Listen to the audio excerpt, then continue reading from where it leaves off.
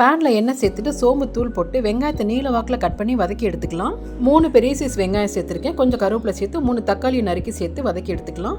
தேவைக்கேற்ப உப்பு சேர்த்துக்கலாம். சப்பாத்திக்கு சைடிஷ்ஷாக உருளைக்கிழங்கு தான் செய்யணுன்றது இல்லை, முட்டைக்கோஸ் வச்சு கூட சூப்பரான சைடிஷ் பண்ணிடலாம். இப்போ அதான் செஞ்சிட்ருக்கேன்.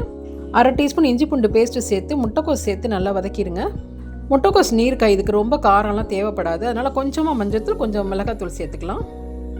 நல்லா வதக்கிட்டு தண்ணி ஊற்றி வேக விட்டுருங்க. கிரேவியாக வேணான்றவங்க கொஞ்சமாக தண்ணி ஊற்றி காயை வேக வச்சு இது மாதிரி சப்ஜி மாதிரி செஞ்சு சப்பாத்தியில் ரோல் பண்ணி கூட சாப்பிட்டுக்கலாம்.